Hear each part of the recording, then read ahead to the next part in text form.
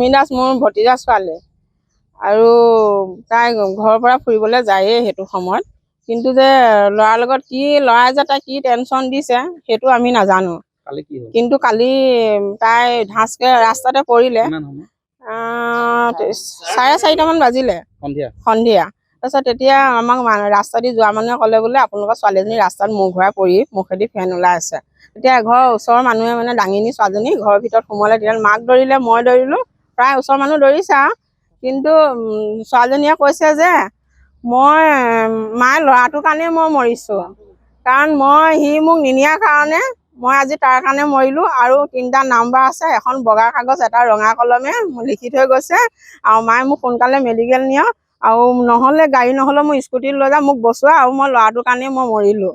কিন্তু জয়সাগৰ মেডিকেললৈ নিলে, মেডিকেলৰ পৰা ডিব্ৰুগড় লৈ গ'ল। কিন্তু অবিনাশ দাস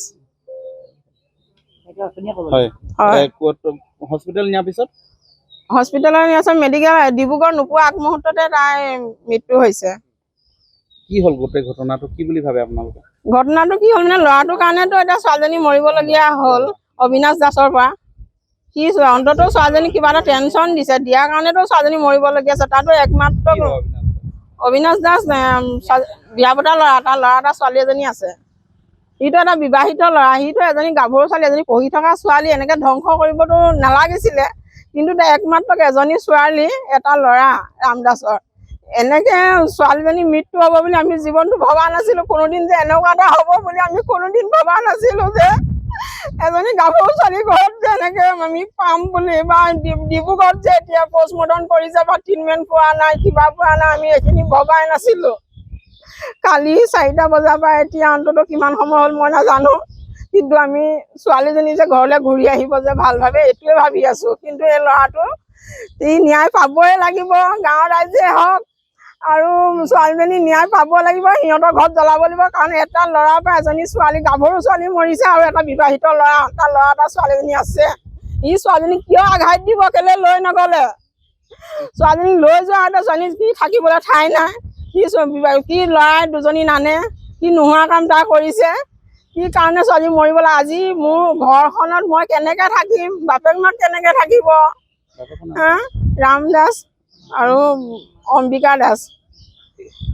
মই জেলগাঁও বাসিন্দাই হয় যাম, আৰু মই ৰাম দাসৰ বন্ধু হয়। আৰু 2 নম্বৰ কথা, জিমি দাসৰতো ভাল খেলুৱৈ এজনী ছোৱালী, ভালকৈ খেলিছিলে। আৰু এজন বিবাহিতা ল'ৰাই তেখেতে কি প্ৰেমত পৰাই ছোৱালীজনীক পেলাই ধৰ্ষণ কৰি পিনি তেখেতে বিচাৰি কৰিলে। কালি ছোৱালীজনীয়ে নিজেই স্বজ্ঞান সি বিয়া নপতাৰ কাৰণে ছোৱালীজনী নিজেই মৃত্যুমুখত পৰিছে। আৰু মেডিকেল জয়সাগৰত ভৰ্তি কৰা অৱস্থাত তেখেতে ডিব্ৰুগড় মেডিকেলত তেখেতৰ এতিয়া পেচেণ্ট তাতে আছে। আৰু ইয়াৰ বিচাৰ সুবিচাৰ তুৰন্তে হ'ব লাগিব। প্ৰতিনিধি কোনো বিচাৰ ভাল ধৰণে কৰিব লাগিব। যদি ইয়াৰ বিচাৰ নহয়, আমি কোনো জনসাধাৰণে আমি আপিল কৰা হ'ব।